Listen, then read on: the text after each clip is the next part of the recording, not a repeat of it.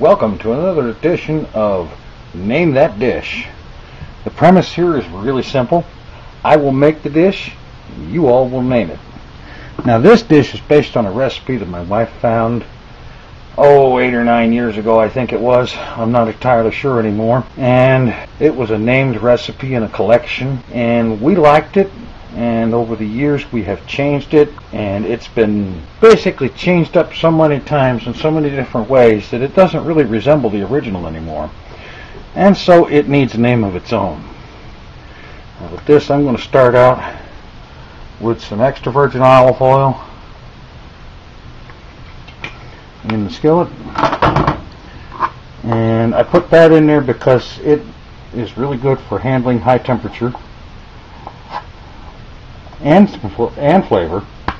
And then I put some actual butter in there because I want the buttery flavor as well. Now what I've got here is about 2 cups each or so of celery and onion that have been diced. I'm just going to toss them in here, and I'm going to put these on about a medium heat and saute them until most of the crunch is gone from the celery and the onions have begun to turn clear.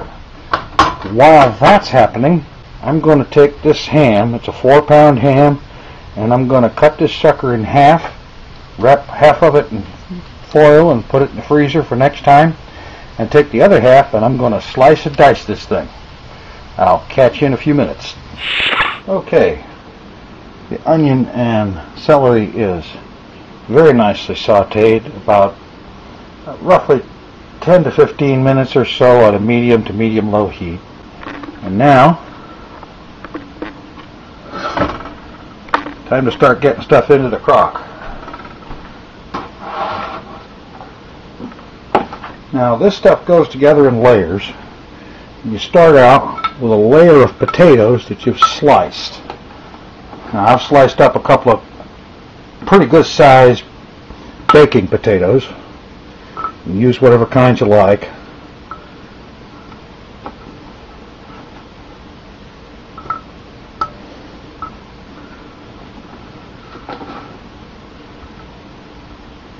And pretty much you want to just sort of cover the bottom of the crock with potato. And then you put a layer of the green pepper and onion.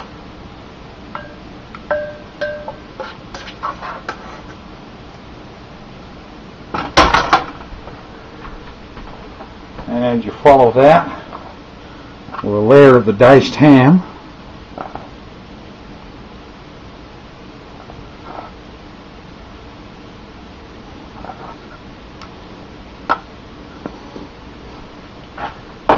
On top of the diced ham, throw in some shredded cheese, whatever variety you like.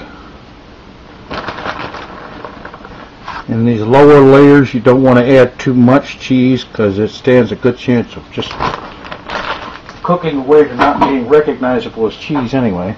Then you take a couple of cans of cream of celery soup or cream of mushroom, and with 2 cans of the soup, you add about half a can of milk and mix it up. Basically, you want it thin enough to be usable, but you don't want it to be anywhere near watery. And then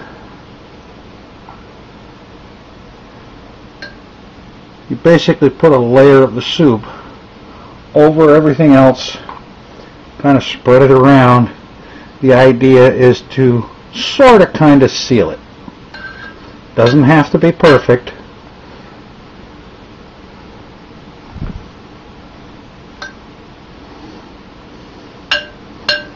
But you want a good even layer of soup.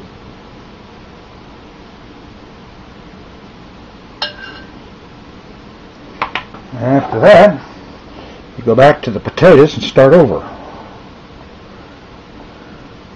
And depending on the size of your crock pot or slow cooker or whatever you like to call it, you may get 2 or 3 layers in there easily. Okay, now we're back to the celery and onion. Now I'm going to just go for 2 layers myself because it is just me, and frankly that's what I've got the ingredients to do.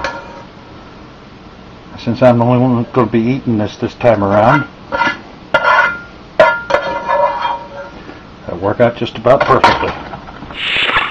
Okay, camera cut out on me for a minute there, but you didn't miss much. Basically did the same thing as I did on the first layer. And now I'm going to load this into the slow cooker. And I've got it set on high to start with. Okay, you have to excuse the lighting here in the kitchen. It's not very good. The main light's burned out right now. But now that I've moved it to the slow cooker, that it's set on high, and I'll leave it like that for about an hour, hour and a half or so, and then I'll turn it down to low and let it go for another 4 or 5 hours. And when it's done, say in the last 5 minutes or so, coat that thing with another layer of shredded cheese on top, give it a few minutes to melt, and you got you some really good. Now, challenge is, name that dish. Take it easy. I'm out of here.